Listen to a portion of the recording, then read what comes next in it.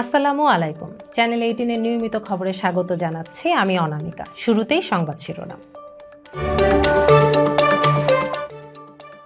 প্রথমবারের মতো সশস্ত্র বাহিনী বিভাগে অফিস করলেন প্রধানমন্ত্রী। ঢাকার উত্তর দক্ষিণ সহ 6 সিটিতে নতুন প্রশাসক নিয়োগ দিল সরকার।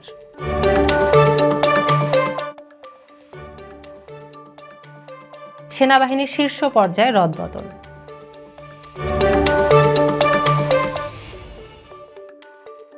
আন্তর্জাতিক অপরাধ ট্রাইব্যুনালের নতুন চিফ প্রসিকিউটর আমিনুল। শুনছিলেন শিরোনাম, এবার বিস্তারিত। প্রধানমন্ত্রী আজ সকালে প্রথমবারের মতো ঢাকা সেনানিবাসে সশস্ত্র বাহিনী বিভাগে অফিস করেন। সকাল 9টায় পৌঁছালে 3 বাহিনীর প্রধানরা তাকে স্বাগত জানান। পরে তিনি লেফটেন্যান্ট জেনারেল মীর মুশফিকুর রহমান ও মেজর জেনারেল কায়সার রশিদ চৌধুরীকে র্যাঙ্ক ব্যাচ পরিয়ে দেন। এ সময় সেনা, নৌ ও বিমান বাহিনীর প্রধানসহ সংশ্লিষ্ট ঊর্ধ্বতন কর্মকর্তারা উপস্থিত ছিলেন। ঢাকার উত্তর ও দক্ষিণ সহ দেশের 6 সিটি কর্পোরেশনে নতুন প্রশাসক নিয়োগ দিয়েছে সরকার। স্থানীয় সরকার বিভাগ থেকে এই বিষয়ে প্রজ্ঞাপন জারি করা হয়েছে। ঢাকা দক্ষিণে মোহাম্মদ আব্দুস সালাম এবং ঢাকা উত্তরে মোহাম্মদ শফিকুল ইসলাম খান প্রশাসক হয়েছেন। এছাড়া খুলনা, সিলেট, নারায়ণগঞ্জ ও গাজীপুর সিটি কর্পোরেশনেও প্রশাসক নিয়োগ দেওয়া হয়েছে। নতুন প্রশাসকরা মেয়রের ক্ষমতা প্রয়োগ ও দায়িত্ব পালন করবেন বলে প্রজ্ঞাপনে জানানো হয়েছে।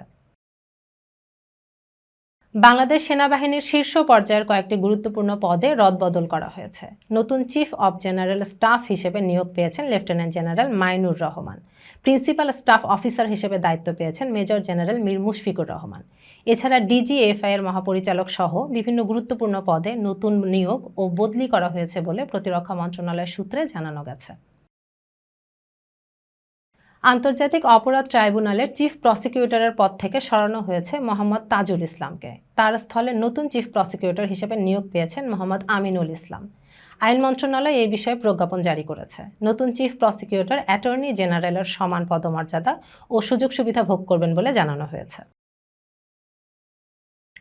যুক্তরাষ্ট্রের ডোনাল্ড ট্রাম্পের মালিকানাধীন মারে লাগো রিসোর্টে অনুপ্রবেশের চেষ্টা করা এক সশস্ত্র যুবক নিরাপত্তা বাহিনীর গুলিতে নিহত হয়েছেন। স্থানীয় সময় রাতে এ ঘটনা ঘটে।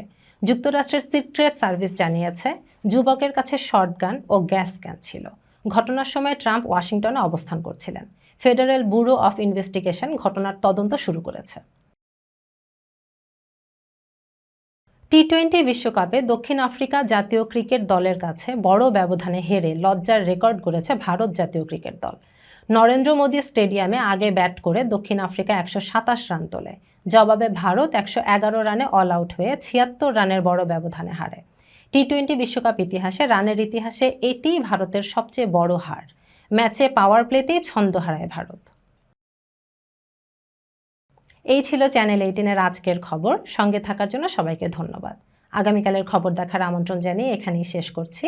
চ্যানেল 18 এর সঙ্গেই থাকুন। আল্লাহ হাফেজ।